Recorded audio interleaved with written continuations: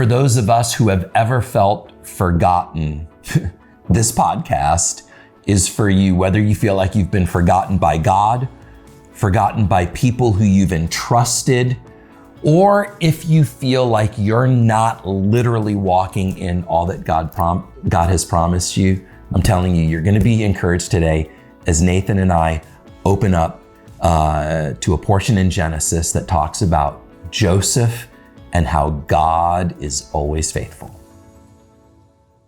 Welcome to another Portions podcast. Nathan, I'm so excited. We're diving into Genesis 41 through 44, but just to set it up, I want to talk about Joseph's life because all throughout the Joseph story in the book of Genesis, it says the Lord was with Joseph. The Lord was with Joseph. Listen to this. The end of chapter 39, it says, the Lord was with him, and whatever he did, the Lord made to prosper.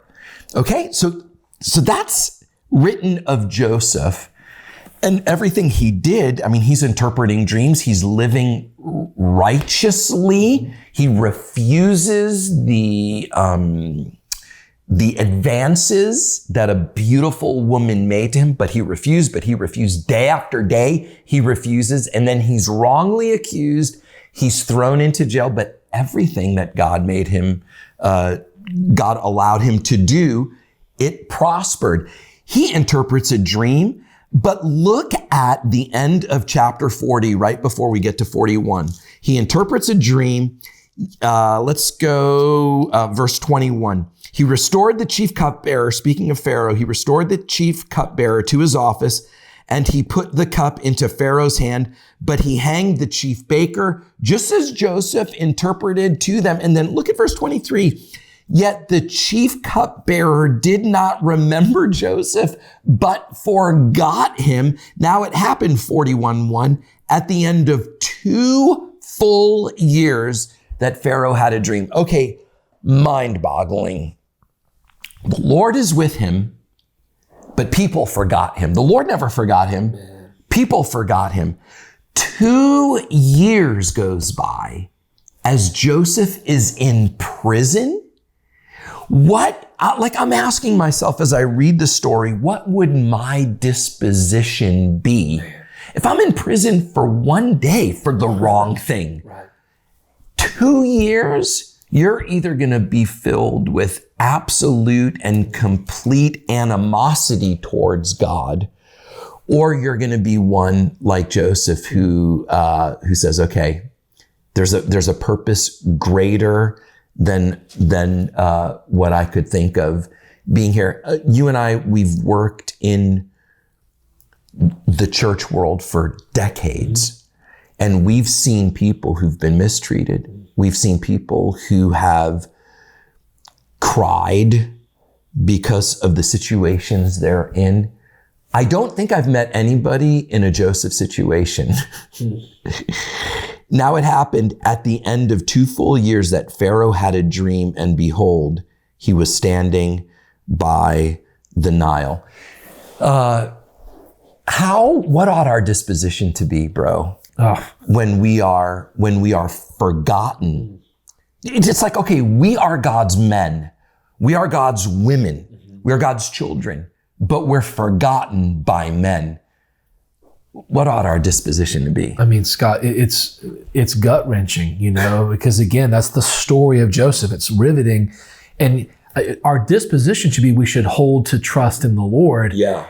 And yet God knows our weakness. He understands our weakness, you know?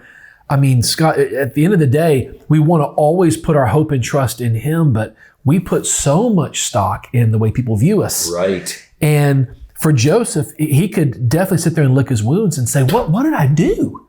Yeah. Actually, what did I do other than try to do the right thing? Right. Right. I resist temptation. I don't want to, dishonor my master, speaking of Potiphar and the whole situation, and I get thrown in prison. And he's there for a while, Then the baker and the cupbearer are thrown in prison. They have dreams. He interprets them.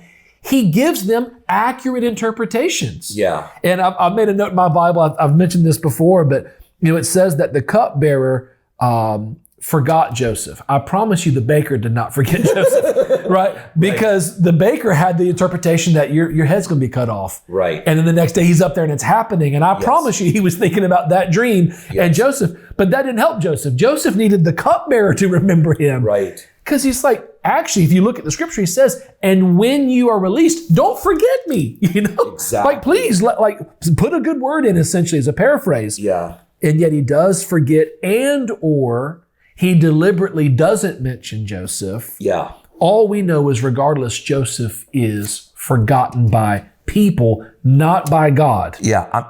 But who knows how it felt? I'm reminded of a story. I may have shared this on a previous podcast, but I served as a personal assistant. I used to work in a church with my dad. I was kind of like his right-hand man, youth pastor, did a lot of speaking. And then I went and I moved to Pensacola to work with Dr. Michael Brown. Yeah. What a absolute privilege.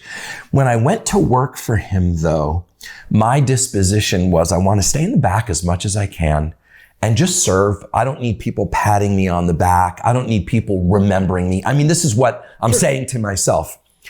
But I would see people being elevated, right? While I was in the office making plane reservations or car rental reservations or ironing his shirts. He never asked me to iron his shirt. But he was a big man and he didn't necessarily care if his shirts were ironed perfectly. But when I would get them, I would make sure before he's speaking anywhere that his shirts were ironed.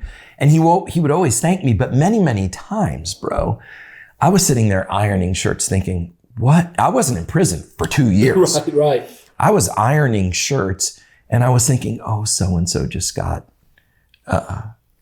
promoted. They're sitting on stage right now in this great revival and I'm in a back office ironing shirts. And God did something for me that was so beautiful. When I was younger, there used to be this television commercial or timeout where it says, the next 60 seconds is a test of the emergency broadcast system. Do you remember this? I do. And then for the next 60 seconds, you'd hear boop. And then somebody would come on and say, if this was an actual emergency, I'm ironing and I'm thinking to myself, oh, so-and-so is sitting on stage and this person's doing this and I'm stuck here in the back office. And then I would hear in my spirit, boop. And it was like, okay, God, that was like God saying, okay, if you're faithful when nobody is seeing you, I will promote you in my time. I didn't always do great at this though, bro. And still, even today, if I'm gonna be raw and honest, when I see other people getting accolades that I know that maybe I'm even responsible for, I tend to have my own pity party. Yeah. But you know what? When God is with you, when he causes things to prosper, even after 2 years of being forgotten, Joseph isn't, flipping people off or turning his back on God. Yeah. He's waiting. He's waiting for the day that the Lord will elevate him. Well, it's so powerful. And I love that you shared some of your stories, Scott, because, you think about TFI tours and the things that are happening now with trips. Who knew, all this practice of booking flights and such, you know what I'm saying? So my point is, even still, Jacob is in this season and Joseph is in this season and he has no clue where this is going. Right. All he knows is he's in prison. Right. And it's not fair. That's what he knows, right? Yeah. But the other thing he can know if he won't let go of it is that God has given him promises. Yes. And that he is with him. And that's the challenge for all of us. So what should our disposition be? Our disposition should be, with God's grace, God has not forgotten me. People may have forgotten me.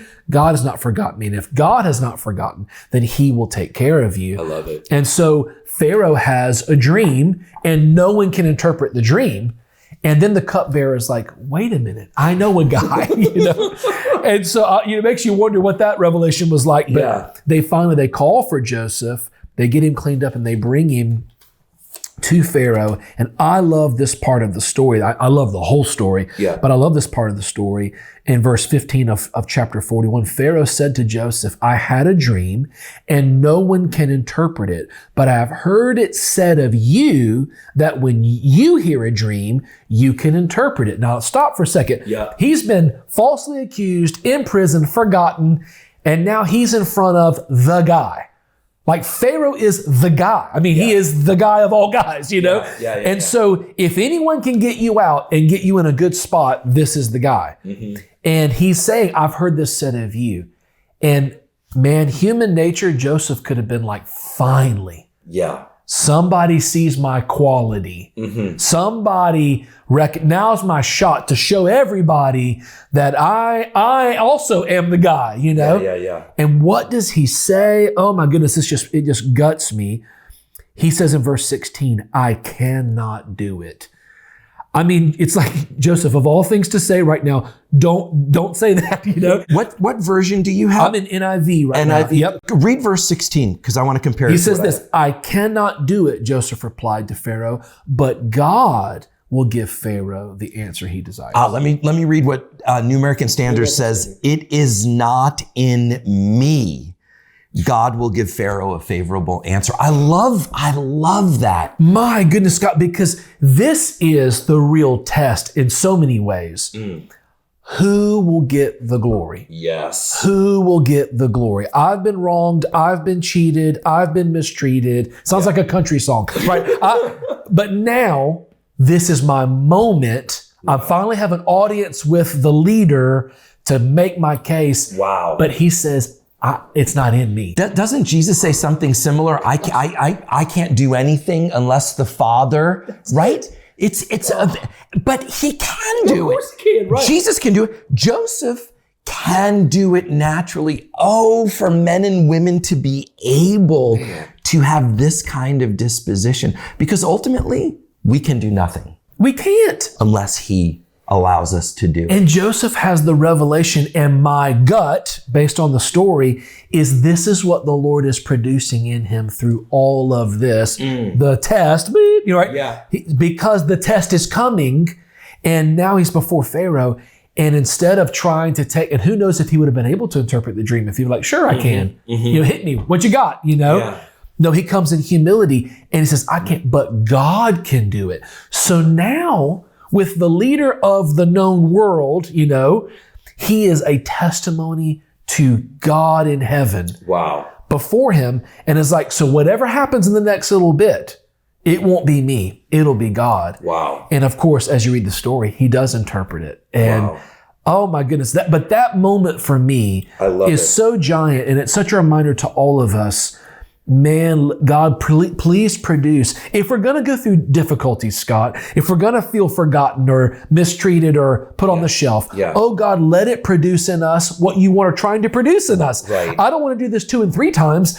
Let's do it. And let's learn and then say, okay, Lord, how can I bring glory to your name? I love that. And ultimately, it sets Joseph up for the rest of the story. I love that. And I really want to encourage you. I'm so happy. Happy is the wrong word. I'm so encouraged, deeply, deeply encouraged by what you're saying, Nathan, because there are some of us who deserve in the natural to have been promoted. We deserved in the natural to have been displayed to others. You know, this is Scott, you know, he's this and he's this. But when Joseph has the opportunity, who, by the way, is the dream. He's the one. He's in prison. He's sold into slavery because of a God-given dream. These dreams are getting him in trouble. Yes, in the natural, but these dreams are also the pathway to his ultimate rise to where he is made. Later on in verse 40, in chapter 41, he's made ruler of Egypt. Look, the very things that God gives us as his gift will be the thing that the enemy tries to discourage us in, right? Yes. So it's like God gives you something, the enemy's going to come after that. You think you're a dreamer? Look what these dreams have gotten you. You're thrown into prison. You've got this promise from God. Look what it's gotten you. That's the devil. What does he come? He comes to rob, kill, and destroy. And he's also the sower of doubt. Did God really say? Yeah, the accuser. The accuser. Did God, the accuser and the doubt bringer. Did God really say? You sure that dream's from God? You sure? No. I believe, Nathan, and it's just loud and clear as you're speaking, that when God gives something, when he entrusts something, the devil's going to do everything he can to cause us to despise the very thing that God has given us. The children of Israel are chosen by God. Chosen by God. But with that chosenness comes a demonic hatred. Yeah. The devil's going to do everything he can to wipe out Israel. Why? Because Israel needs to be glorified? No, because God needs to be glorified. Because ultimately, Israel is the key to salvation. It's the key to Jesus coming back. Joseph is the key. He is the key for Israel, his father, right? He is the key for Israel being saved out of this famine and being brought into a land of slavery so that God can be glorified through Moses, who brings them out. And all Joseph had to do after 2 years of being forgotten in prison is say, enough of God. And there's so many, there's so many people in the church today who are saying, I'm done with church. I'm done with God. Why? Because of disappointment, because they've been forgotten, because people who've given maybe accurate prophetic words about destiny, or maybe they've been given accurate dreams. Everything is against it. I talk to people, Nathan, people who I've seen touched so deeply by God, who will make a post on social media. None of what I believed is true. And what are they basing that on? Their circumstances. Right.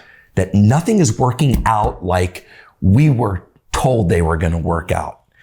And so they'll blame God for their disappointment in not seeing the fruition of their earthly dreams. But we've got to hang on. We have to. We have to hang on. We have to. You know, I'm just reminded of the story in where it's in Samuel, where Saul is appointed as king. Samuel says, I'm going away. I'm coming back in 7 days. Don't do anything. Don't do anything. I'll see you in 7 days when I get back. And what happens right off the bat? Saul is king, and now all of these people they're hiding behind rocks. Saul needs to do something to prove to them in his own earthly thinking. And it cost him his kingship because he wasn't willing to wait. And it says, as soon as he offered, Samuel showed up. What if Joseph, he's 2 years in and he throws in the towel. He's just said, I'm done. And then the next day, the cupbearer comes knocking on his door. Hey, Pharaoh had a dream. No, we can't be that way.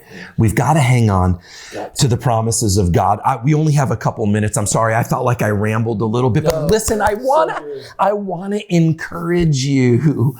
2 years, 10 years, 40 years, hang on to God's promises, because the burning bush is around the corner. You don't know when you're going to have that encounter with God that's going to thrust you ultimately into your destiny. Finish us out, bro. We've got a couple of minutes. This is such a rich conversation. We could spend a year in this. It's just unbelievable. But the dream is interpreted, and as a result, he's elevated to second in command.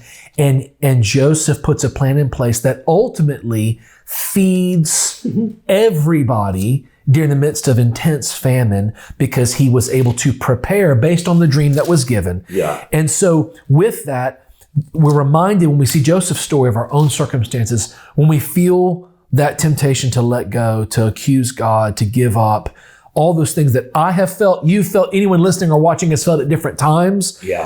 We have to remember it's not all about us. Not all about us. It's not. It is partially about us. God has good things, good plans for us, but it's not just about us. And if Joseph had let go of the rope, if he had just let his heart just completely give up, the salvation of Israel and the salvation of the nations was hinging on Joseph staying faithful in the midst of the prison and in the midst of being dismissed and forgotten by his brothers, by the baker, by the cupbearer. And ultimately, as we're going to see in portions coming, it's the salvation of the world. It's a picture of Jesus in so many ways. And it's a reminder to us today, Scott, no matter what it looks like, no matter who has forgotten, no matter what we feel like we deserve or is fair, He is faithful. He is faithful. And we just have to trust Him in the midst of difficulty. Amen. Nathan, awesome. Friends, thank you so much for joining us. Next week, we get to like the culmination of the Joseph story, 22 years after God gives him the dream that ultimately cost him 22 years of his life in prison, forgotten, elevated. He comes face to face with his brothers. You don't want to miss next week's podcast. Thank you so much for joining us. As I say often, if this podcast has been a blessing, would you consider sharing it? Signing up for our emails is something that you can do. Write info@togetherforisrael.org. Say, I'd love to get your weekly emails that coincide with our Torah portions. Download our app. All of the information is on our app, free and for you to disseminate as you're able. I love you. It means the world to me that you listen and watch these podcasts, and I look forward to seeing you next week.